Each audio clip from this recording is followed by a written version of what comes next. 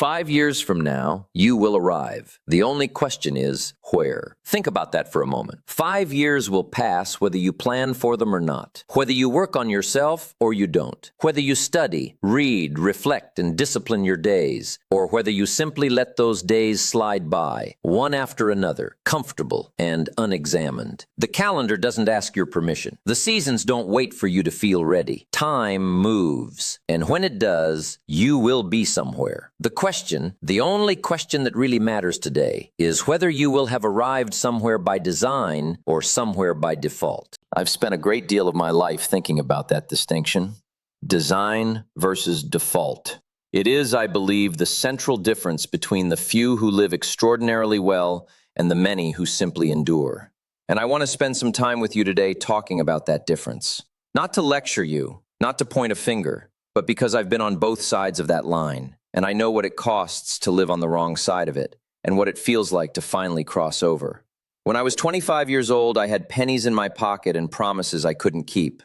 I had a wife, a baby, and a growing pile of debt that I couldn't see over. I wasn't lazy. That was the strange part. I wasn't lazy at all. I was working. I was busy. I was doing what everybody around me was doing, showing up, putting in the hours, hoping things would somehow improve. But hoping, I would later learn, is not a strategy. And busy, I would discover, is not the same as productive. I remember it was a Tuesday in early fall in Idaho. I was sitting at the kitchen table, looking at a stack of bills I couldn't pay, and a neighbor of mine, a good man, a kind man, knocked on the door to collect a few dollars I'd borrowed. I didn't have it. I had to look that man in the eye and tell him I didn't have it. That moment cost me something I can't fully describe. It wasn't just embarrassment, though there was plenty of that. It was something deeper. It was the quiet, awful recognition that I had no plan, that I was drifting, that my life was happening to me rather than being directed by me. Not long after that morning, I met a man named Earl Schoaf, and Mr. Schoaf asked me something that changed the direction of everything. He said, "Jim, what do you have in terms of savings and investments at the age of 25? I told him the truth. I had nothing. He looked at me not unkindly and said, "Who have you been listening to?" It was a remarkable question. Not cruel, just precise. Who had I been listening to? And the honest answer was, I'd been listening to people who were in the same situation I was in. I'd been taking advice from people who had no results to show for their advice. And Mr. Schoaf said something I've never forgotten. He said, "Don't follow the many, study the few. Find someone who has what you want and do what they did." That conversation was the beginning of my education. Not my formal education, that had ended years before, but my real education, my self-education, the kind that doesn't give you a diploma but gives you a life. And the first lesson, the one I want to start with today, is this.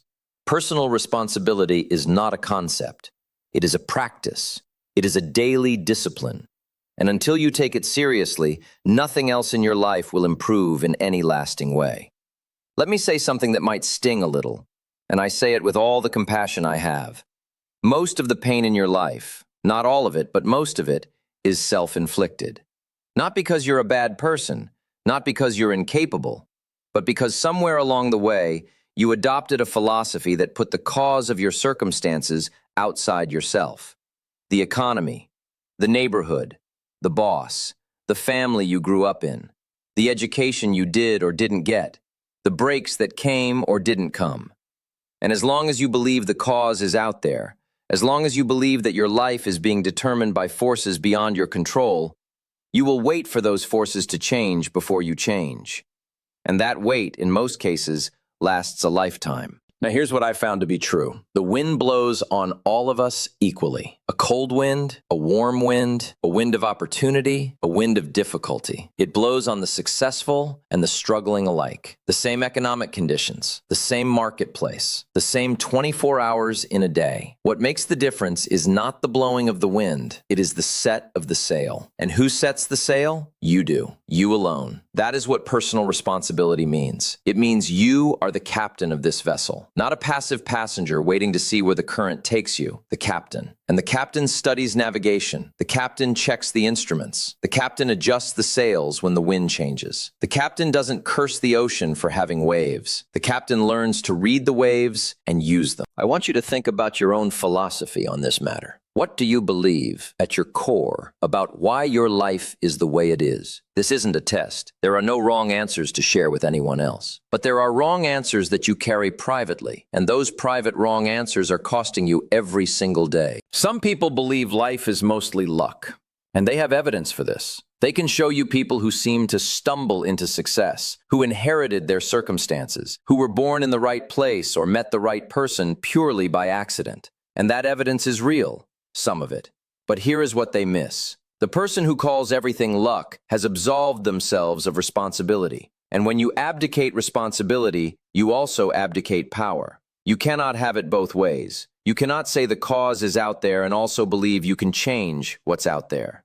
If everything is luck, then all you can do is wait. And the people who wait, they arrive all right, just not anywhere they intended. Others believe that their circumstances were determined long ago, by their childhood, by their parents, by wounds that are real and deep and I would never minimize. The things that happened to you in your early life were not your fault. Let me say that plainly and clearly. They were not your fault. But your response to those things, from this day forward, that is your responsibility. The past is real, but the past does not have to be permanent. The past is a fact. What you do with it today is a choice. And the choice, always, in every moment, is to take responsibility for the direction of your life from here. Mr. Schoaf said something to me once that I've repeated more times than I can count.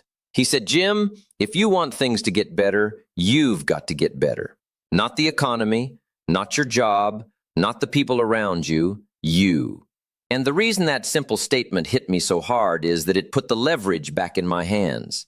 If things need to get better and I need to get better, then I have something to work on.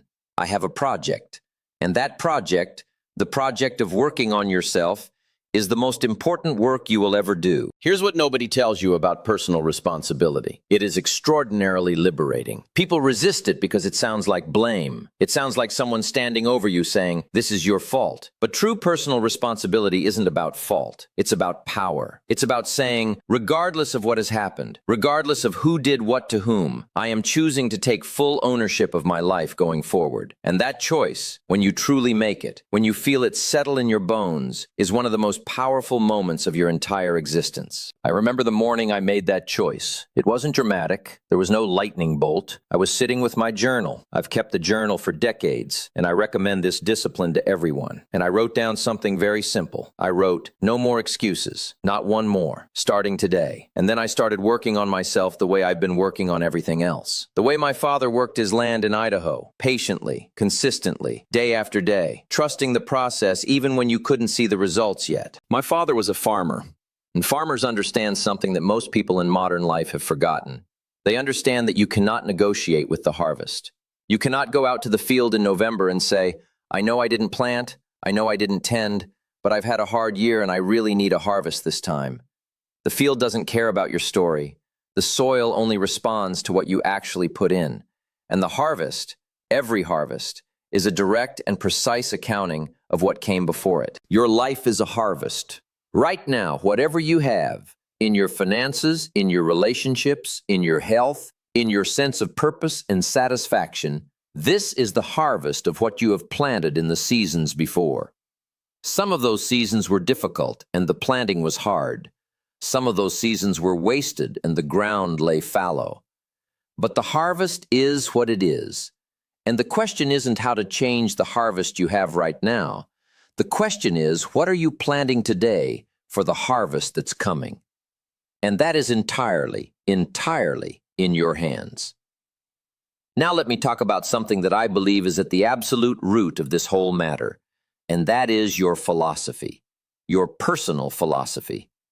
Because everything in your life, everything you have, everything you've done, everything you will do, flows from your philosophy. From what you believe to be true, what you believe to be possible, what you believe about yourself and others and the world. Most people have never examined their philosophy. They've adopted it piecemeal, the way you might pick up stray opinions, a little from your parents, a little from your teachers, a little from your friends, a little from whatever you happen to watch or read without much intention. The average philosophy in the average person is a collection of unexamined assumptions that they are living by every day without realizing it. Here's one of those unexamined assumptions. Hard work is enough. You hear this all the time. I just need to work harder. And hard work is admirable. Truly, I have deep respect for honest labor and genuine effort.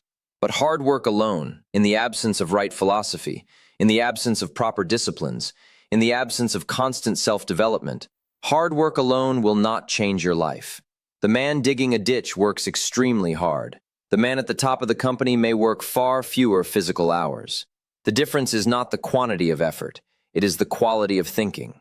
Work harder on yourself than you do on your job. That was another thing Mr. Schoaf said to me, and it seemed almost backwards the first time I heard it. I thought, if I work harder at my job, I'll make more money, and that will solve my problems. But Mr. Schoaf was pointing to something more fundamental. He was saying that your earning capacity, your ability to contribute value, your judgment, your communication, your leadership, all of these are functions of who you are, and who you are is something you actively develop or passively allow to stagnate. Let me give you a picture of what this looks like in practice. Two young men start at the same company on the same day, with similar backgrounds and similar starting salaries. Both work hard, but the first one, at the end of each day, goes home and watches television, maybe reads a little news, goes to bed. His idea of a good weekend is rest, entertainment, and avoiding anything that feels like work. The second one, he comes home and he reads, not for entertainment, though sometimes it's both. He reads his industry, he reads philosophy, he reads biography, he studies the people who have done what he wants to do. He keeps a journal, he reflects on his day, he thinks about what he's learning and how to apply it, he attends seminars, he listens to recordings during his commute, not music, not news, but ideas, disciplines of the mind. 5 years later, where are these two men? The first one has 5 more years of experience doing what he already knew how to do. The second one has become a different person. He thinks differently. He communicates differently. He sees opportunities the other man can't see. He has become more valuable to the marketplace, and the marketplace always pays you in proportion to your value. Now here's the remarkable thing. The difference in their daily investment of time was perhaps an hour or two. 1 or 2 hours a day, compounded over 5 years. That is what we're talking about. Not some heroic sacrifice. Not a monastic renunciation of all pleasure. Just a daily discipline. A consistent, intelligent investment of your time in your own development. Formal education will make you a living. Self-education will make you a fortune. I believe that with everything in me. The classroom gives you the tools of a trade, your library, the books you choose, the ideas you deliberately expose yourself to, the mentors you study, gives you the tools of a life. Let me ask you something. When did you last read a book that truly challenged your thinking? Not a novel for entertainment, though those have their place, but a book of ideas. A book that made you uncomfortable because it pointed at a gap between where you are and where you could be. A book that made you stop mid-page, put it down, and stare at the ceiling because something in it was rearranging your understanding of the world. If your answer is a long time ago, or you can't remember, then I want you to sit with that for a moment. Because here is what that tells me. It tells me you have stopped growing, and a person who has stopped growing, in their thinking, in their skills, in their understanding, is a person who is slowly falling behind. Not because the world is punishing them, but because the world is constantly moving forward, and standing still is, by definition, falling behind. Miss a meal, but don't miss your reading. That's how I think about it. Food nourishes the body for a day. A good book, if you truly engage with it, if you extract its lessons and apply them, nourishes the mind for a lifetime. Now I want to talk about the environment in which your philosophy is shaped. Because here is something that most people underestimate dramatically. You are profoundly affected, more than you know, more than feels comfortable to admit, by the people around you. Your associations, the voices you hear most often, the attitudes that surround you in your daily life.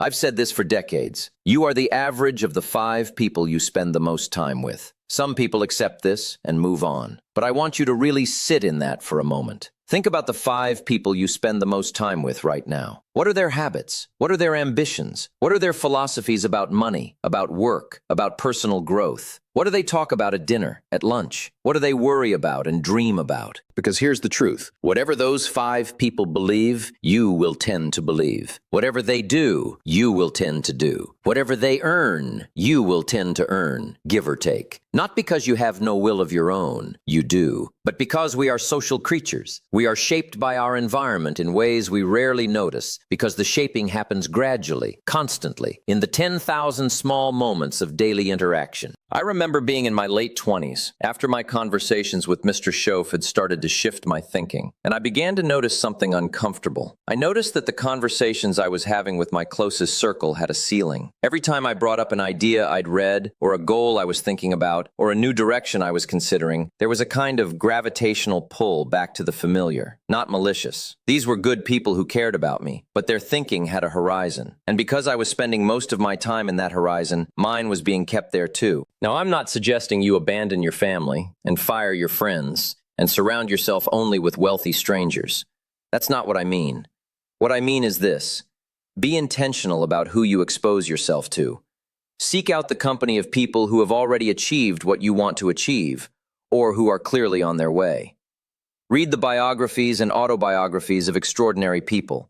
Listen to their words. Study their habits. Let their thinking infiltrate your thinking, because the associations you choose are a form of personal responsibility. When you choose to spend your most important hours with people who pull you down, or who keep you stuck, or who simply don't care about growth, that is a choice, a costly one. And when you choose to seek out mentors, to read the words of the wise, to put yourself in environments that expand your thinking, that is also a choice. And that choice compounds over time like interest in a bank account, or like seeds in a field, until one day the distance between where you started and where you are is remarkable. Here is what the wise have always known about associations. Iron sharpens iron. The men and women who rise above their circumstances, the ones who take that first step from mediocrity toward excellence, almost always name a person or a book or a moment of contact with greatness as the turning point. Not because they didn't do the work themselves, they absolutely did, but because that contact gave them a new picture of what was possible. It expanded the ceiling of their imagination.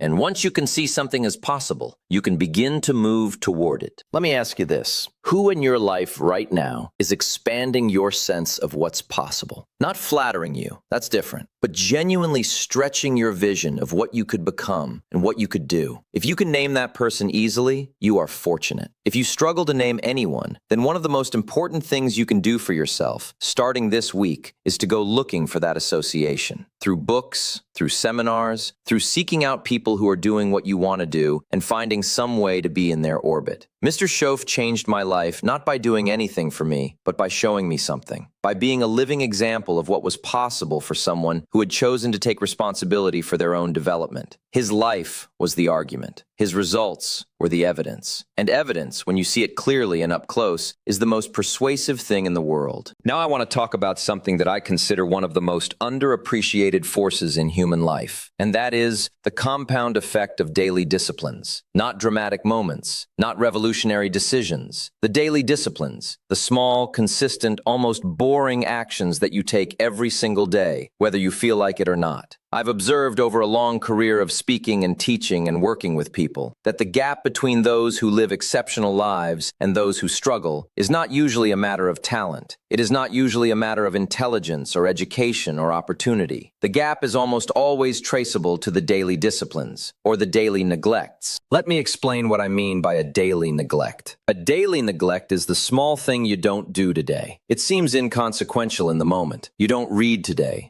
What's one day? You skip your exercise today. One day won't matter. You don't work on your side project today. You'll get back to it. You don't have that important conversation with your child today. There's always tomorrow. You don't set aside a little bit of money today. It's too small to matter. And you're right. One day of neglect doesn't matter. The problem is that neglect, like discipline, is habitual. When you neglect something today, you are far more likely to neglect it tomorrow. And when you neglect something for a week, it feels almost strange to return to it. And when you neglect it for a month, you've forgotten what it felt like to do it at all. And then one day, often not a dramatic day, often just a quiet Tuesday in early fall, fall, you look up and you realize that years have gone by, and the gap between where you are and where you wanted to be is vast. And you can't point to any single day where you went wrong, because you didn't go wrong on any single day. You went wrong on 10,000 small days, in 10,000 small moments of choosing comfort over discipline. That is the cost of neglect. It doesn't send you a bill every day. It sends you one enormous bill at the end. Now here is the remarkable thing about discipline. Its compound effect works in the same way, but in the opposite direction. When you do the small right things consistently, the results also don't appear immediately. And this is where many people lose faith. They begin a discipline, reading, exercising, saving, studying, and after a few weeks, they don't see dramatic results. And they conclude, incorrectly, that the discipline isn't working. So they stop. But the seeds you plant don't sprout in a day. The farmer who plants in the spring does not walk out the next morning expecting corn. He trusts the process. He knows the principles. He understands that the work and the harvest are separated by a season, and that the only way to get the harvest is to do the work in the right season without immediate evidence of results. Your disciplines work the same way. The book you read this week will not make you rich by Friday, but the books you read every week for 10 years will make you a different kind of thinker. A thinker who sees things others don't. A thinker who solves problems others can't. A thinker who creates value that others haven't imagined. And the marketplace, the extraordinary, impartial, merciless, and generous marketplace, pays you precisely in accordance with the value you bring to it. Some people wait for motivation before they act on discipline. They say, I'll start when I feel inspired, when I feel ready, when the timing is right. But here is what I've found. Action precedes motivation far more often than motivation precedes action. You do not get inspired and then start moving. You start moving and then,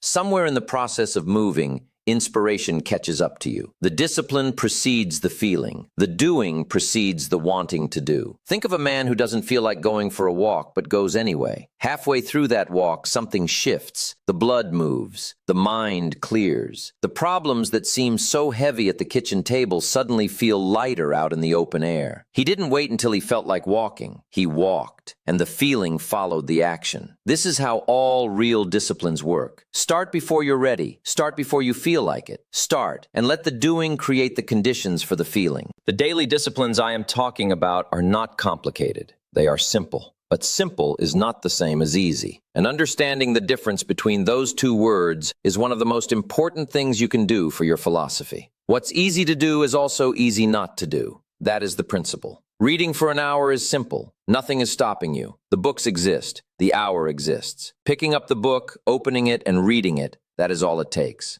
But it is also easy not to do. And because the cost of not doing it today seems like nothing, most people don't do it. And when most people don't do the small, simple things consistently, they end up with lives that reflect that consistent, small neglect. The few, the uncommon few, they understand this principle. They do the simple things every day, not because they feel like it every day, not because it's always convenient, but because they have decided that the compound reward of consistent right action is worth the small daily cost of discipline. Let me give you a picture of what a committed day looks like. Not a perfect day, not a superhuman day, but a disciplined day. You wake before you have to. You have a few minutes of quiet, journal, reflection, intention setting for the day. You exercise, not to become an athlete necessarily, but to tend to your body the way a farmer tends his tools.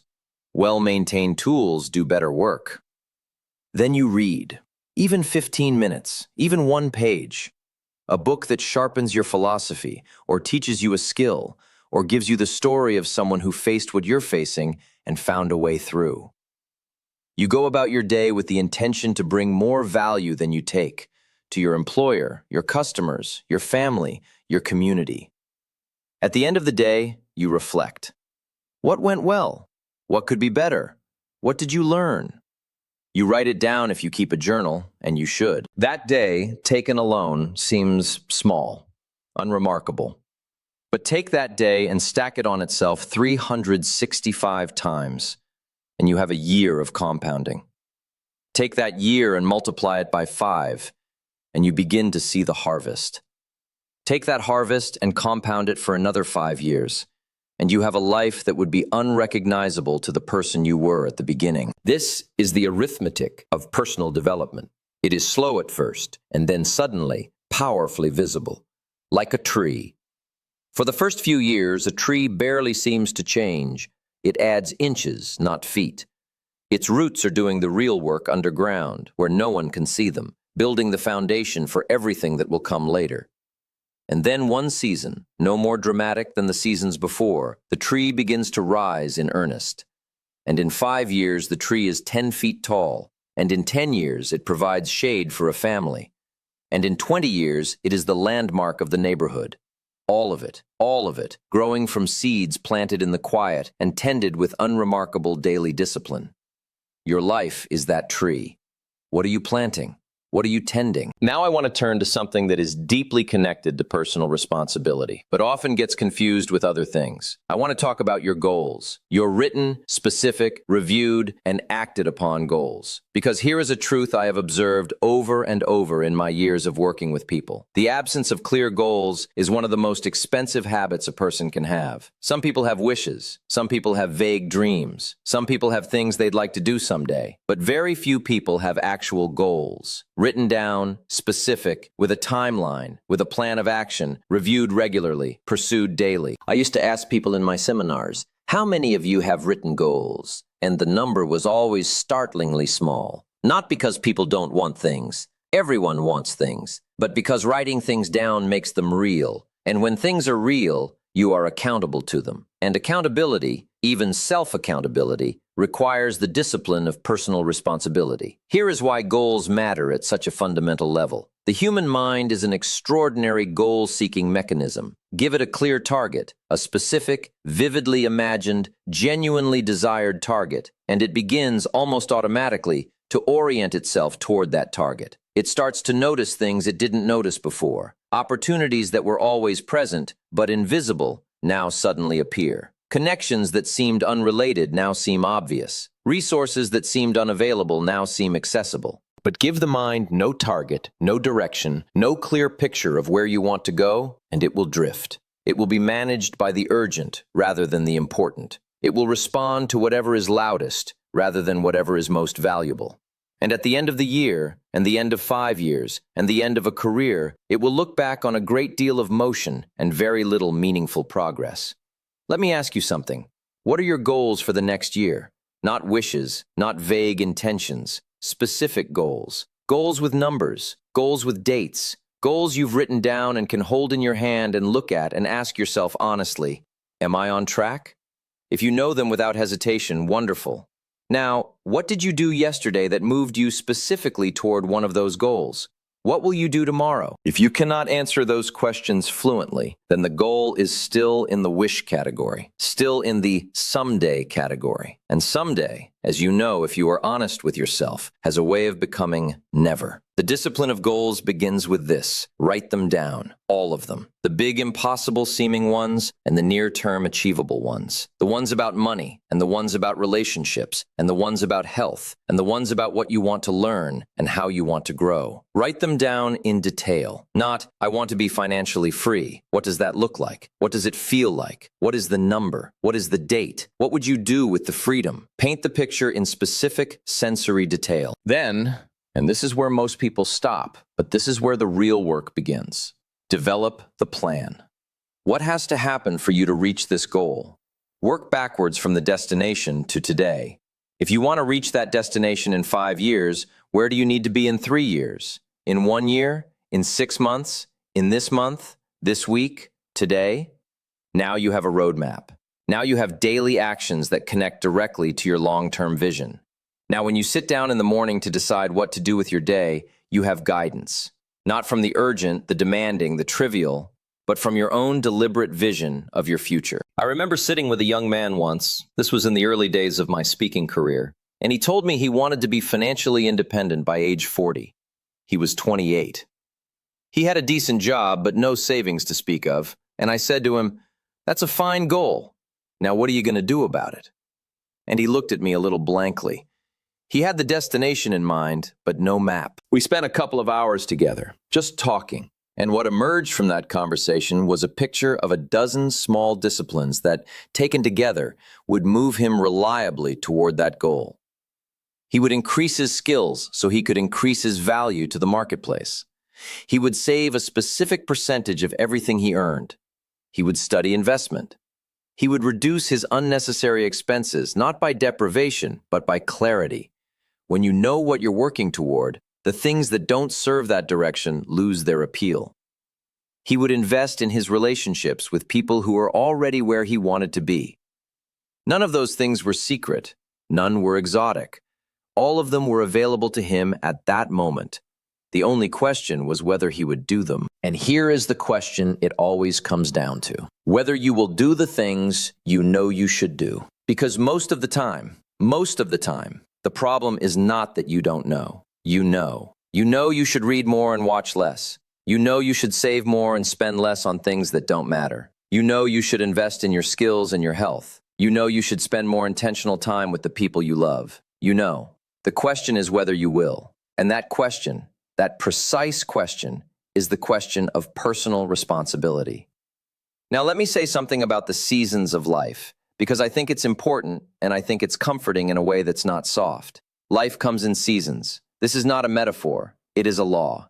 Just as the year has spring, summer, fall, and winter, your life and your work move through seasons that have their own character, their own demands, their own gifts and challenges. Spring is the season of beginning, of planting, of new ideas and new decisions, and the fresh energy of starting. Spring is wonderful, and it is also dangerous, because in spring, everything feels possible, and it is easy to plant too much and tend too little. The discipline of spring is focus. Don't try to plant every seed in every field. Choose your ground carefully. Plant with intention. Summer is the season of work, of tending, of defense. In summer, in a real garden, the weeds grow. They grow fast, and they grow without effort. Weeds require nothing. Flowers require constant attention. Crops require cultivation. Summer tests whether you were serious about what you planted in spring. The danger of summer is that it feels endless. The work feels repetitive. You can't see the harvest yet, and the work is constant, and it is easy to get discouraged and to ask why you're working so hard for so little visible reward. This is the season that most separates the disciplined from the undisciplined.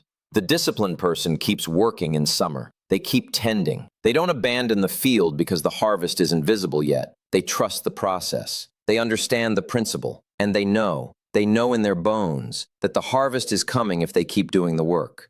Fall is the harvest, the most visible, the most dramatic season, but also the busiest. Fall demands that you act on what you've planted. You cannot let the harvest sit in the field. You must gather it. And fall also teaches a hard lesson. The harvest is exactly proportional to the planting and tending that came before it. No more. Sometimes less, if the summer was difficult, but never more. You cannot negotiate with the harvest. You can only prepare better for the next planting season. And winter. Winter. I want to say something about winter that I hope will encourage you if you find yourself in a winter season right now. Winter is not failure. Winter is not punishment. Winter is a season. It comes to everyone, and it ends for everyone who survives it with their disciplines intact. The temptation of winter is to become bitter, to ask why this happened to you, to lose faith in the principles because the principles seem to have let you down. But here is what winter is actually for: rest, reflection, and preparation. Winter is when the farmer repairs his tools, studies his methods, reads about better techniques, plans for the spring. The field is resting, but the farmer should not be idle. The farmer who spends winter in bitterness and complaint arrives at spring behind. The farmer who spends winter in preparation and learning arrives at spring ahead. What season are you in right now? And are you doing what that season demands? Here is something else I've found to be true about the seasons of a life. You cannot skip them. Winter always comes. Everyone who has ever tried to build something lasting has had their winter, their period of difficulty, doubt, loss, discouragement. The books are full of these stories. Biographies of great men and women who lost everything before they gained what they were meant to gain. The difference between those who rose again and those who stayed down was not talent or luck or circumstance. It was philosophy. It was the decision, made in the cold and the dark, to hold on to their beliefs and their disciplines and their direction, even when there was no visible evidence that those things were working. Hold on through winter. The spring always comes. It is a law. Now let me talk about value, about what it means to bring value to the marketplace, about the relationship between what you earn and who you are. Because I find that many people are confused about this relationship, and that confusion is costing them. Here is the truth about the marketplace. It pays you in direct proportion to the value you bring to it, not what you need, not what you want, not what you deserve based on how long you've worked or how hard your life has been. What you contribute, that is the measure. This can feel harsh when you first hear it, but when you sit with it, I believe you begin to see it as liberating, because it means that if you want to earn more, you don't need to find a more generous employer or a kinder economy or a better piece of luck. You need to become more valuable, and becoming more valuable is entirely within your control. How do you become more valuable? By developing skills, by expanding your knowledge, by improving your communication, because almost everything in life requires the ability to communicate effectively. By deepening your understanding of how business works, how markets work, how people work. By solving problems that other people can't solve or won't solve. By becoming reliable, remarkably, consistently, deeply reliable. Because reliability, in a world full of people who don't follow through, is extraordinarily rare and therefore extraordinarily valuable. Let me ask you something. If you left your current position today, how long would it take your employer or your clients to replace you? And who would they replace you with? Someone at your level or someone better? That question, answered honestly, tells you where you stand in the marketplace. Not to depress you, but to orient you, to give you a picture of what gap you need to close. I talk about the marketplace not to reduce human beings to economic units, but because I believe that your economic situation is a symptom of your development. Not perfectly. Life is not perfectly fair, and I know that, but substantially. Substantially, your income reflects your value, and your value reflects your development, and your development reflects your choices, and your choices flow from your philosophy. So when you change your philosophy, you change your choices. When you change your choices, you change your habits. When you change your habits, you change your development. When you change your development, you change your value. And when you change your value, the marketplace responds. It always responds. It cannot do otherwise. It is a law. Profits are better than wages. That is a thought I've offered in many forms over the years, and it deserves some explanation. What I mean is not that wages are bad. Wages are how most of us begin. Wages are how we pay for the time while we are learning and building and growing. But wages make you a living. Profits, the returns from your own efforts, your own enterprise, your own invested value, those make you a fortune. The difference between a wage and a profit is ownership. Ownership of your effort, ownership of the output. When you work for a wage, you are selling your time and your skill, and the employer takes the margin between what you produce and what they pay you. That's fair. It's a mutually beneficial arrangement. But if you want to build wealth, real, lasting, generational wealth, you must at some point begin to own something. A business, an investment, an intellectual property, a skill that generates income independently of your hours. Now, I understand that not everyone is at the stage of building a business. I understand that the immediate concern might be the mortgage, the bills, the daily pressures of the present. But here is what I encourage you to do. Wherever you are, begin to think like an owner. Even if you work for someone else, think about how you can add more value than you're being paid for. Because that surplus, that margin of exceptional contribution, is what gets you noticed, what gets you promoted, what gets you the opportunity to own more of the outcome. And while you're at that job, begin to invest in your skills, in financial instruments that grow over time, in your own projects and enterprises, however small they begin. Begin to plant the seeds of ownership. Because ownership is what transforms your financial life over time. Not dramatically, not immediately, but consistently and powerfully. I remember a man I met early in my speaking career who worked a modest job and drove a modest car and lived in a modest neighborhood. But every month, without fail, he set aside a percentage of his income. Not because he had extra money, he didn't, but because he had made a decision. He had decided that saving was a discipline, not a luxury. That you don't save what's left after spending, you spend what's left after saving. He had reversed the order. And over 20 years, that reversal and the compound interest that accumulated on those consistent deposits had produced results that astonished his family and friends. He had not won the lottery. He had not received an inheritance. He had simply applied a discipline, consistently, over time. The seed principle. You reap what you sow, more than you sow, later than you sow. Plant consistently. Give the seed time. Trust the law. Now I want to speak about something that I believe is more important than any specific skill or habit or discipline. I want to talk about your reasons. Because here is something I have found in decades of observation. The strength of a person's reasons determines the strength of their actions. Why are you doing what you're doing? Not the surface answer, the deep answer. Why do you want to improve? Why do you want to earn more, contribute more, become more? What is the real reason behind the goal? I found that shallow reasons produce shallow commitment. I want to be rich is not a strong enough reason to sustain the disciplines required to build wealth. But I want my children to have opportunities I didn't have. That has weight. I want to take care of my parents when they can no longer take care of themselves. That has weight. I want to prove to myself that I am capable of more than I have shown so far. That has weight. Find your reasons. Write them down alongside your goals. When the discipline becomes difficult, and it will become difficult, that is guaranteed. Come back to your reasons. Let your reasons pull you forward when your willpower is pushing from behind. Mr. Shoaff said to me once, "Jim, reasons come first, answers come second." And what he meant was this: if your reasons are strong enough, you will find the answers. You will find the discipline, the method, the resource, the connection. But if your reasons are weak, then even when the answers are placed in your hand, you will not use them. Give yourself strong reasons. Connect your goals to your deepest values, to the people you love, to the person you want to become, to the life you want to look back on when you are old and know that you lived it fully, that you gave it your best, that you did not coast or sleepwalk or drift. Now I want to talk about the health of your mind. And by that I mean the active, intentional management of what goes in. Because here is a principle I don't think receives nearly enough attention. You become what you consistently expose yourself to. Not just who you're around, but what you listen to, what you read, what you watch, what you allow to occupy the real estate of your attention. Your mind is not a passive container. It is an active processor. Everything that goes into it is worked on, combined with other things, and gradually shapes the lens through which you see the world. And the lens through which you see the world determines every decision you make. Think about what you've been feeding your mind lately. Not in judgment. I'm not pointing fingers, but in honest inventory. What are the dominant voices in your daily life? What are you listening to on your commute?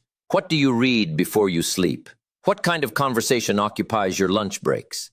Here is what I've found. The people who struggle most are not struggling because of what's happening outside them. They're struggling because of what's happening inside them. They've filled their minds with things that breed fear, cynicism, complaint, and small thinking.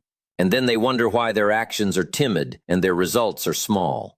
The outside is simply a reflection of the inside. Now here's the prescription, and it is simple, as all the best things are. Fill your mind with the voices of people who have gone where you want to go. Biographies of the extraordinary. Philosophy that challenges your assumptions. Teaching that expands your understanding of how success and failure really work. Letters and speeches from history's great builders and thinkers. Conversations with people who see possibilities where others see only limitations. This is not positive thinking in the cheap sense. This is not about chanting affirmations or pretending difficulties don't exist. This is something more fundamental. This is the deliberate cultivation of your mental environment. The way a gardener deliberately chooses what to plant and what to pull. You have that choice. You exercise it every hour. The question is whether you're exercising it intentionally or accidentally. I remember spending an evening once with a man who had read over 1,000 books. He wasn't showing off. It had simply been his habit for 30 years to read one book per week. He said to me, "Jim, every book is a conversation with a mind that you'd otherwise never have access to. The greatest philosophers, the greatest scientists, the greatest builders and thinkers who ever lived, they all wrote down their best thinking. And for the price of a few dollars and a few hours, you can have a private conversation with any of them." I thought about that for a long time. We have access, any of us, to the distilled wisdom of all of human history. All of it, sitting on library shelves or in digital catalogs, waiting. And most people never reach for it. They drift through decades of their one and only life without ever sitting down with Epictetus or Benjamin Franklin or Emerson or Carnegie or any of the thousands of minds who have figured something out and taken the trouble to write it down. Don't be that person, please. The library exists for you. Use it. Read one book a month at minimum. That's 12 per year, 60 in 5 years, 120 in 10. Do you know how rare it is to have read 120 carefully chosen, thoughtfully digested books? Extraordinarily rare. And that rarity becomes value.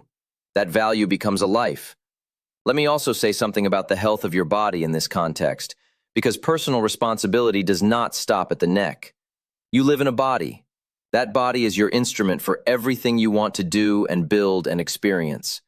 And the way you maintain that instrument matters enormously. I'm not a fitness instructor, and this isn't a lecture about diet and exercise. But here is a simple truth. When your body is well maintained, your mind works better. Your energy is higher. Your mood is steadier. Your capacity for the disciplines I've been talking about is greater. And when your body is neglected, when it's run on poor fuel, when it's never asked to move, when it's carried through the day on stimulants and numbed at night with things that don't nourish, your mind suffers for it. Your ambition suffers. Your discipline suffers. Taking care of your body is a form of personal responsibility. It's a statement that you intend to be here for the full length of the project, that you're not just trying to get through each day, but to build something lasting. A well-tended life begins with a well-tended body. Start simply. Move more than you do now. Sleep more consistently than you do now. Eat in a way that gives you energy rather than taking it. Small, consistent improvements. The daily discipline applied to the physical dimension of your existence. Now I want to draw all of this together and speak directly to you, personally, without any softening, about the single most important decision you will ever make. At some point in every life, there is a moment of reckoning.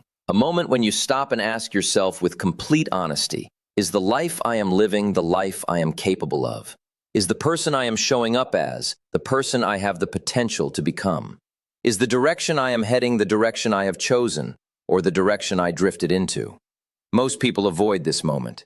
It is uncomfortable. It requires honesty about gaps between where you are and where you could be.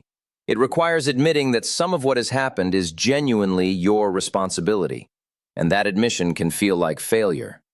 But here is what I want you to understand. The moment of reckoning, faced honestly, is not a moment of failure. It is a moment of beginning. It is the ground from which everything real grows. You cannot build on illusion. You cannot improve something you haven't honestly assessed.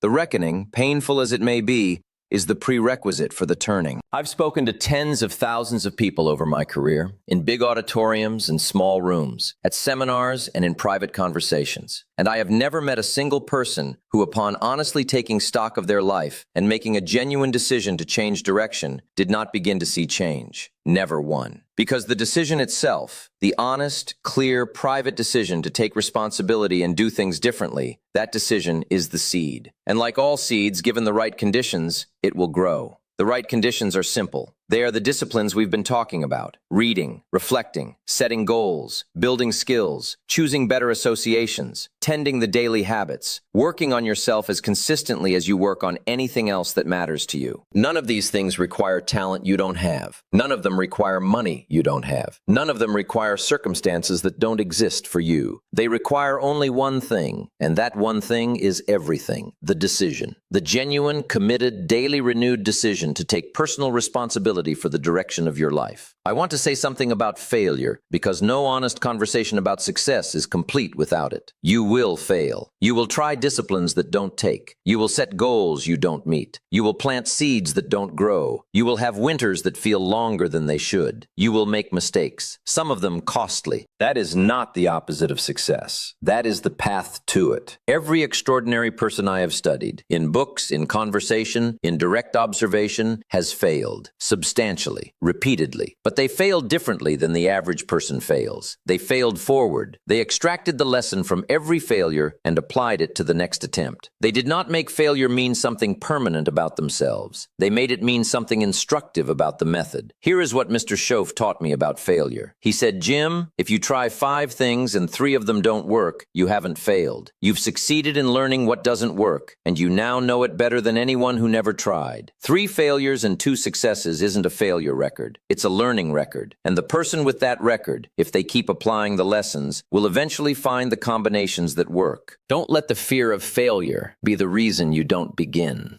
The cost of not beginning, the cost of letting that fear make your decisions for you, that cost is far greater than any single failure. Because the person who doesn't try doesn't fail visibly, but they fail in the deepest way. They fail to ever know what they were capable of. Now let me speak about one final dimension of personal responsibility that I believe is perhaps the most underappreciated. And that is your responsibility to become someone worth knowing, worth learning from, worth following. Here is something I've observed over and over. The most personally responsible people I've known were not just responsible for their own success. They became gradually and almost inevitably a resource for others. Their growth didn't stay inside them. It overflowed. And the people around them, their children, their colleagues, their communities, were lifted by proximity to someone who was consistently, demonstrably, visibly working on becoming better. This is the highest return on personal development. Not just the money, not just the status, not just the comfort, but the influence. The ability to walk into a room and by your presence, your clarity, your track record of consistent discipline and growth, to inspire other people to ask themselves, what would it look like if I took my life more seriously? Your children are watching you. That may be the most important thing I say today. Your children, whoever the young people are in your orbit, they are watching you. They are not listening to your words about discipline and responsibility and hard work nearly as much as they are watching your daily choices. Every time you pick up a book instead of turning on the television, they notice. Every time you honor a commitment, even when it's inconvenient, they notice. Every time you respond to difficulty with composure and resolve rather than complaint and blame, they notice. And what they notice becomes the blueprint for their own lives. Being a person of genuine personal responsibility is not just a gift to yourself. It is a gift to everyone who comes after you, to your family, to the people you lead,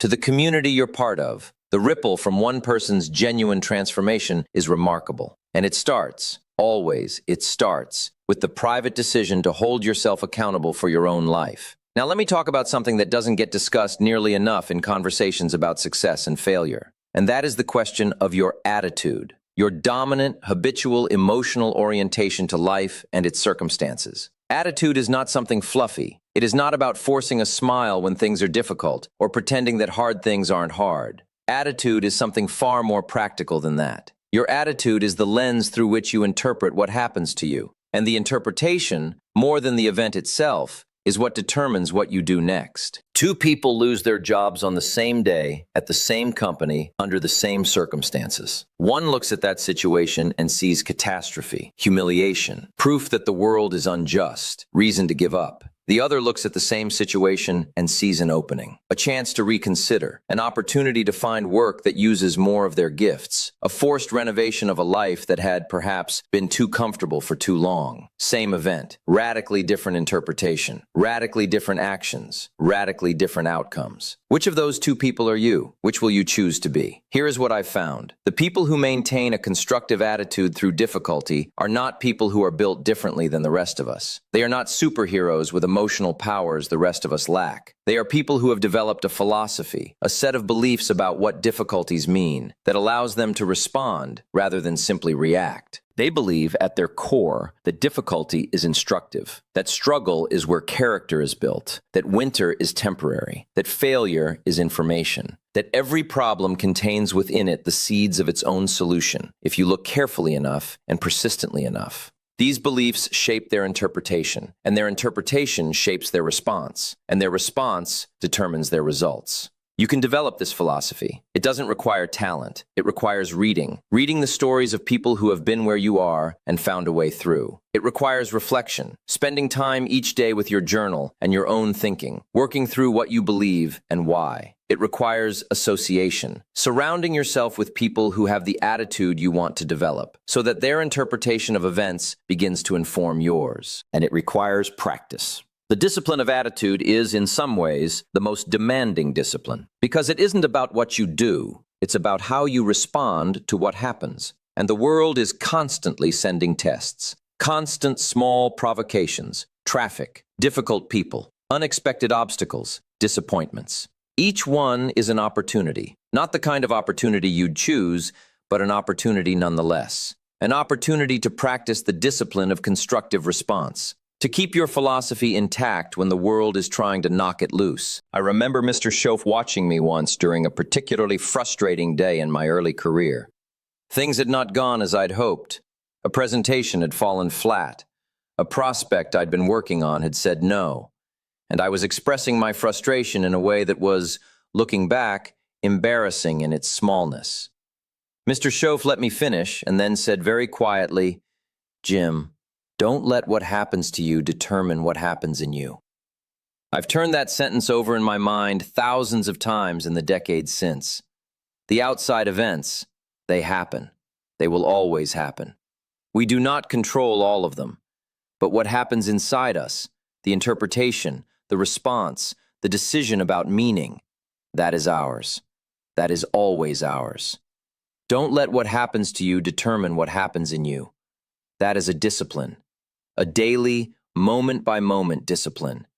And it is among the most powerful disciplines available to a human being. Let me also speak about the discipline of service, because I believe that one of the quietest secrets of extraordinary lives is this: the people who give the most receive the most, not always immediately, not always in the form they gave, but the law of reciprocity, the ancient universal law that what you put out into the world comes back to you. That law is as reliable as the seasons. Now, I want to be careful here, because I'm not talking about giving in the hope of receiving. That's a transaction, and it rarely works because the motivation is wrong. I'm talking about developing the genuine daily habit of asking, how can I add more value here than I am required to? How can I contribute more than is expected? How can I make the people in my orbit better for having encountered me today? This is a habit of mind. And like all habits of mind, it starts as a conscious decision and becomes, over time, natural.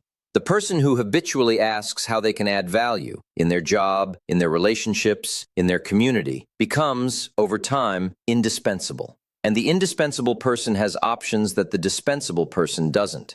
But beyond the practical benefit, there is something deeper that happens when you orient your life around contribution. Something changes in how you see yourself. When you have evidence from your daily actions, that you are a person who consistently gives more than required, who adds value beyond expectation, who treats the people in their life as deserving of their best, you carry yourself differently. You have a confidence that isn't arrogance because it's earned. A quiet sense of your own worth that doesn't need constant reassurance from outside because you know from the inside who you are. This is what I mean when I say work on yourself. Not just your skills, not just your knowledge, your character, the quality of the person who is doing the working. Because skills without character produce a kind of success that doesn't last and doesn't satisfy. But when the skills are in service of genuine character, genuine generosity, genuine reliability, genuine care for others, the result is something that compounds not just financially, but personally. And that kind of compounding produces lives that are not just successful, but genuinely good. Now, here is something I want to say about time, specifically about how you spend the hours of your day. Because most of the conversations about time management focus on efficiency, on fitting more into less time, on getting through the to-do list faster. And while efficiency has its place, I think it misses the more important question, which is not how efficiently you're spending your time, but on what. You can be extraordinarily efficient at doing the wrong things, efficient at checking messages that don't matter, efficient at producing work that doesn't advance your goals, efficient at maintaining relationships that are costing you more than they're giving. Efficiency in service of the wrong priorities is not a virtue. It's a way of organizing your own decline. The question I want you to ask, regularly, honestly, courageously, is not, am I doing this efficiently? But should I be doing this at all? That second question is harder. It requires you to look at how you're spending your days and ask whether those activities are aligned with who you want to become and what you want to build. And for most people, that honest look reveals a significant gap between how they actually spend their time and how they would need to spend it to reach their goals. Let me give you a simple exercise. Think about your last week, not in broad strokes, in actual hours. How many hours of genuine work that advances your most important goals? How many hours of reading and self-development? How many hours of high-quality, intentional time with the people who matter most to you? And then, how many hours of drift? Television, social media, entertainment that you didn't choose deliberately but fell into by default. conversations that circled the same territory without going anywhere, activities that felt busy but weren't productive. For most people, that inventory is uncomfortable because it shows that the life they're actually living is significantly different from the life they say they want. And that gap between the stated values and the actual time expenditure, is where the problem lives. Not in lack of talent, not in lack of opportunity, in the daily, hourly allocation of your most irreplaceable resource. You have 24 hours today. The same 24 hours that every successful person who ever lived was given. The same 24 hours as your heroes, your role models, the people you admire. They didn't have more hours. They made different choices with the same hours. And over time, those different choices produce different lives. What choices will you make with your hours today? Here is what I know about the people who make the shift, who go from drifting to directing, from default to design. They always name a moment. A conversation, a book, an observation, a question that landed differently. And then they name a decision. Not a feeling, a decision. The feeling of inspiration is temporary. Decisions, faithfully renewed each day, are durable. Make your decision. Renew it each morning. Do the disciplines. Trust the process. And in 5 years, when you look back at today, I believe you will count this among the moments that mattered. Now I want to take a moment and speak directly about the subject of money. Because money is one of those topics that people approach with all sorts of emotion and very little philosophy. Some people treat money as the only thing that matters. Others treat it as somehow beneath them, as though the desire for financial prosperity is a character flaw rather than a practical necessity. Neither of those positions is useful.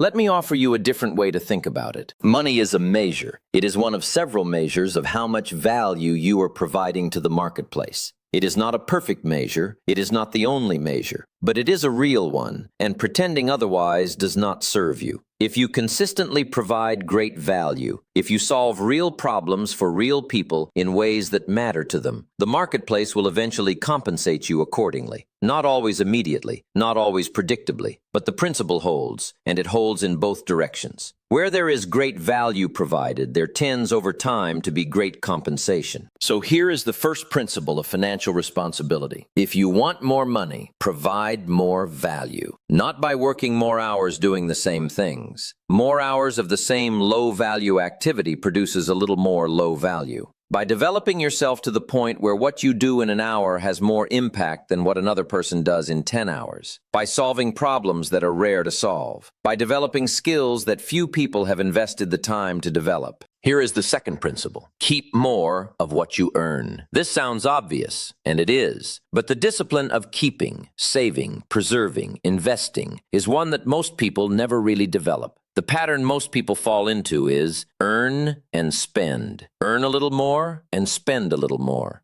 Get a raise and expand the lifestyle to match. This is the pattern that produces people who work for 40 years and arrive at retirement with essentially nothing, wondering where the money went. The money went to service a lifestyle that grew with every increase in income, leaving no margin for building. The pattern that produces wealth is different. It is earn, keep a portion, invest the portion kept, and let the compound interest of that invested portion work across decades. It is choosing for a period of time to live on less than you make, to treat a percentage of every dollar that comes in as belonging to your future self, and to keep that percentage inviolable, not touched, not borrowed from, not rationalized away. The percentage itself doesn't have to be large to start, but the discipline of keeping something, consistently, regardless of how small, is the practice that builds the habit that, over years, builds the wealth. I remember a conversation I had with a man who had built a very comfortable life from very modest beginnings. I asked him what the single most important financial practice had been for him. He thought for a moment and then said, "I never spent a raise. Every time my income went up, I kept living as if it hadn't." He had converted every income increase directly into savings and investment. His lifestyle stayed relatively stable while his asset base grew steadily for 25 years.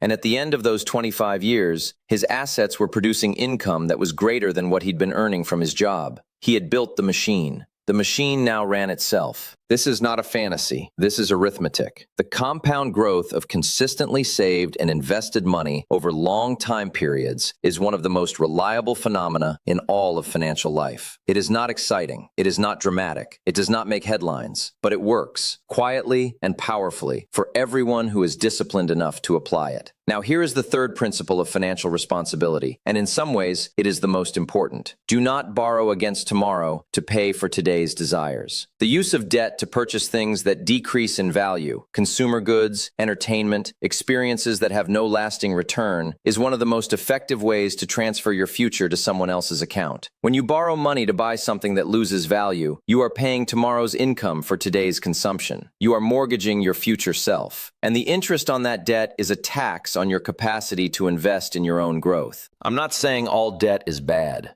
Debt used to invest in assets that appreciate, in real estate, in businesses, in your own education and skills can be a powerful tool. But debt used to consume is a drain, and the accumulation of consumer debt over years is often the single most significant financial obstacle standing between people and the freedom they say they want. Do the math.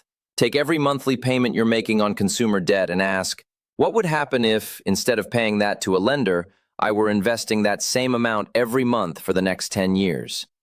The answer is usually startling, and startling enough often to motivate the uncomfortable but transformative discipline of eliminating that debt as rapidly as possible. Financial responsibility is not complicated. Earn more, keep more, invest consistently. Avoid unnecessary debt. Give generously. These 5 practices, applied faithfully over time, produce financial freedom. Not luck, not timing. Discipline. Sustained, intelligent personal responsibility applied to the financial dimension of your life. I want to say something about relationships, because no conversation about taking responsibility for your life is complete without addressing the people in it. We are not islands. The quality of your relationships is one of the most significant determinants of the quality of your life. Perhaps the most significant when everything is said and done. And here is something that personal responsibility requires of you in your relationships. It requires you to take full ownership of the quality of those relationships. Not 50%, not your half, full ownership. Not because you are responsible for the other person's choices, you are not, but because you are responsible for how you show up, for what you bring into the room, for whether you are, in every relationship that matters to you, a consistent source of value, encouragement, honesty, and care. Think about your most important relationships right now. Your marriage or partnership, if you have one. Your children, your parents, your closest friends, your most trusted colleagues. Ask yourself honestly, do the people in these relationships feel consistently that you are for them, that you are invested in their well-being and their growth, that when they are with you, they receive something they don't get elsewhere? These are not rhetorical questions. They are diagnostic questions. And the answers tell you something important about where your responsibility to the people you love requires more disciplined attention. The discipline of relationships is this: show up with your best self, consistently. Not just when you feel like it, not just when they've recently done something admirable, consistently. Because relationships, like gardens, require regular tending to flourish. Neglect them, and the weeds of distance, misunderstanding, and resentment will grow. Tend them daily, with honest conversation, with genuine interest, with expressions of appreciation and care, and they will produce the kind of richness that no amount of money can buy. Mr. Schoaf once said something to me that I think about whenever I'm tempted to let a relationship go untended.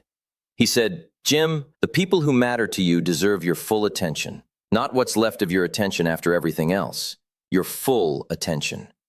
That is a high standard. It is a standard I have not always met, but it is the right standard, and reaching for it, even imperfectly, with consistent renewal, produces relationships of extraordinary depth and durability. Let me also say a word about gratitude, about the discipline of noticing and acknowledging what is already working in your life. Because here is something I've observed. The person who is so focused on what's wrong, what's missing, what hasn't happened yet, that person is carrying a burden that makes the disciplines of growth far heavier than they need to be.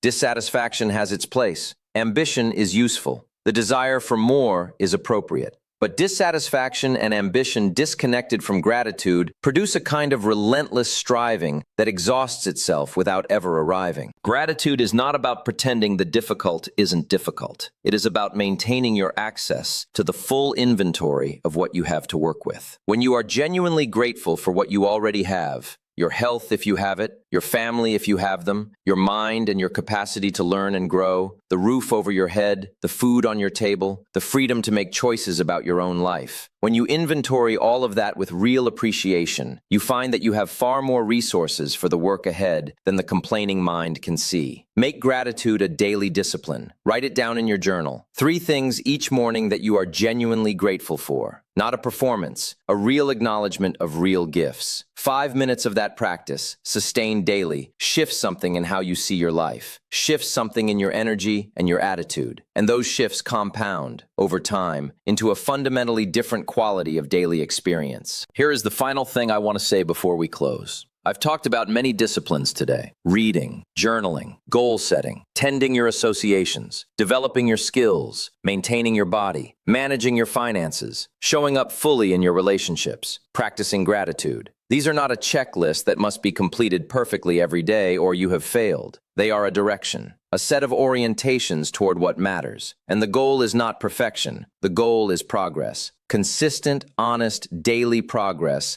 in the direction of the person you have decided to become. Some days you will do all of it. Some days you will do almost none of it. The discipline is to come back, to renew the decision each morning, to refuse to let a bad day become a bad week, and a bad week become a bad month, and a bad month become a bad year. To hold the direction even when the wind changes, even when winter arrives, even when the results aren't visible yet. That is what personal responsibility looks like from the inside. Not a single dramatic act of transformation, 1,000 quiet renewals, 1,000,000 small choices made in the direction of growth rather than comfort, contribution rather than consumption, design rather than default. The accumulation of those choices over time is what a life is made of. Plant well, tend faithfully, trust the harvest. It is a law. Now I want to speak about one more subject that sits close to the heart of everything we've discussed today, and that is the subject of character, of who you are when no one is watching, of the private integrity that either supports or undermines everything else you're trying to build. Here is a principle I believe in absolutely. Your outer life can only grow as large as your inner life supports.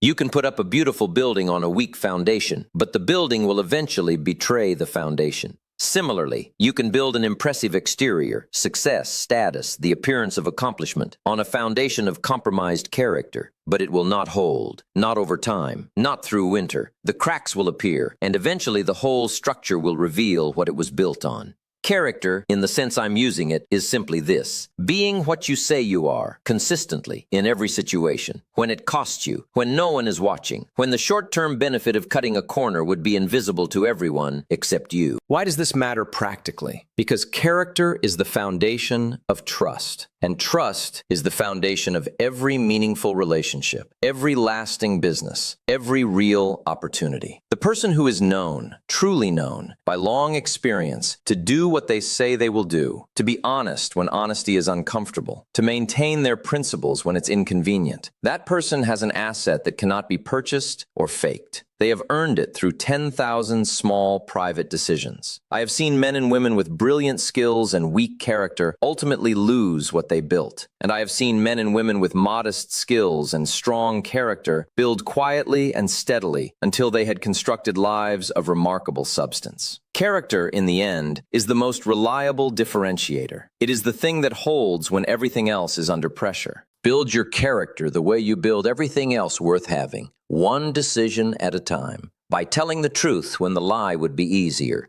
by honoring the small commitment when no one would notice if you didn't, by treating people with respect, regardless of what they can do for you, by living, in private, as the person you are telling others you are. That coherence, the alignment between what you say and what you do, between your public face and your private choices, is one of the greatest sources of strength available to a human being, and it is a source that only personal responsibility can develop. Take responsibility for your character. It is yours to build or to neglect. And what you build or neglect there will determine, more than any other single factor, the ultimate shape of your life. And finally, let me speak to those of you who feel behind, who look at where you are and compare it to where you thought you'd be by now, and feel the weight of that distance. Perhaps you're in your 40s and you feel like the window is closing. Perhaps you've tried things before and they haven't worked. Perhaps life has thrown you something genuinely unfair, something that set you back years, and you're still climbing out. I want to say this clearly and without softening. It is not too late. It is never too late, not until the very last moment, to begin doing the right things. The soil doesn't ask your age before it accepts the seed. The principal doesn't check your resume before it works. The discipline of reading and reflecting and setting goals and tending your associations, these things work the same way at 45 as they do at 25. The timeline is different. The harvest season may be shorter, but the law is unchanged. And here's something worth considering. The wisdom you have at 45, gained through experience, through struggle, through all the seasons you've already survived, is worth something. It is something the 25-year-old cannot buy. It is material for building. If you apply the disciplines now, with the wisdom of your years added to them, what you can build in the next decade may surprise you greatly. Don't compare your chapter 3 to someone else's chapter 10. Don't measure your beginning against another person's middle. Begin where you are. Plant where you stand. The harvest will come from what you do from this day forward, not from what you did or didn't do before. From here, from now, from this decision. That is the final promise of personal responsibility. It doesn't ask where you've been. It only asks where you're going.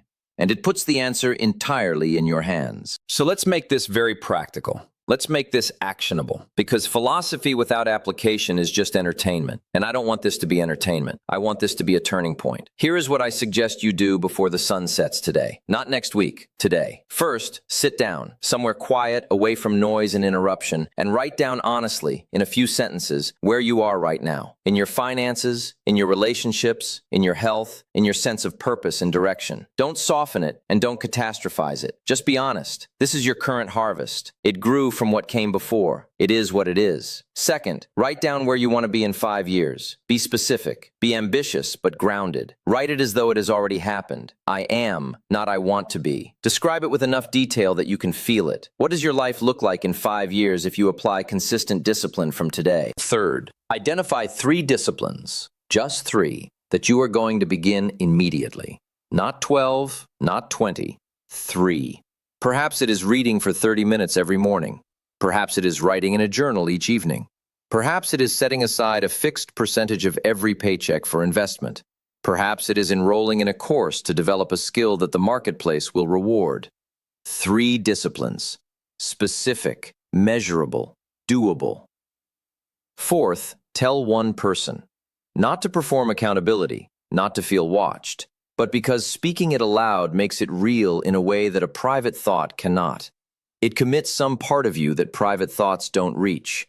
And then begin. Tomorrow morning, with those 3 disciplines. Not perfectly, just begin. Here's what I know about the person who does those 4 things today and keeps going with them faithfully. In 30 days, they are different. In 90 days, noticeably different. In 1 year, the people who know them will see it clearly. In 5 years, they will hardly recognize themselves. That transformation is available to you right now, today. You must take personal responsibility for your life. Not because no one else cares, not because the world is indifferent, though sometimes it is, but because no one else can do it for you. No one else can read the books that are waiting on your shelf. No one else can make the daily discipline of self-development in your place. No one else can set your sail. Only you, and you are more capable than you know. That too, I believe completely. The ground is waiting. The season is right. Plant something worthy. Now, as we come toward the close of this conversation, let me return to where we began, to the image of time passing, of 5 years moving, whether you plan them or not, of arriving somewhere. The only question being, where? I want to give you a picture. 2 versions of 5 years from now. Not to be melodramatic, just to be clear. In the first version, you heard this conversation, you felt some stir of recognition, and then you went back to what you were doing before. Not because you're bad, not because you're incapable, but because the familiar is comfortable and change is uncomfortable. And the urgency of today crowded out the importance of tomorrow, and then next week crowded it out again, and the weeks became months, and the months became years. In that version, 5 years from now, you are essentially where you are today, just older, with a few more regrets, with a slightly deeper sense that something important has been postponed, though you're not quite sure what. In the second version, something happened today. Something shifted. You made a decision, small, private, perhaps barely articulated, to begin, to pick up the first book, to write down the first goal, to take the first step toward the first discipline. And then you kept going. Not perfectly, never perfectly, but consistently. And over 5 years of consistent, imperfect, daily effort, everything changed. Your income, your relationships, your health, your sense of purpose and possibility, your capacity for joy, your ability to help others, everything changed because the person doing the choosing changed. That second version is available to you. It was always available to you. The path is not hidden. The principles are not secret. They are ancient. They are well documented, and they are sitting in books on shelves available to anyone willing to reach for them. The only question is the one it always was. Will you? My father, that big, quiet farmer in Idaho, used to say something when I was young that I didn't fully understand until many years later. He used to say, "Jim, the seeds don't care about your intentions. They only respond to what you put in the ground." And as a child, that seemed obvious. Of course, seeds respond to what you plant. What else would they respond to? But later I understood he wasn't talking about farming. He was talking about life. About the principle that the world responds to what you actually do, not to what you intend to do, not to what you wish you had done, not to what you plan to do eventually, to what you plant, in the ground, today. What are you planting today? The seasons will come and go, the years will pass, the harvest will come. It always does. The only question is what kind of harvest you are preparing for. I sincerely hope, from the depths of my experience and my care for you, a person I may never meet, but whose life I believe is worth more than it has yet been allowed to express. I hope you plant something worthy, something deliberate, something that will feed your family and shade your children, and stand as proof of what a human being can do when they finally, fully, completely take responsibility for their one extraordinary life. Plant well, tend faithfully, trust the harvest. It is a law.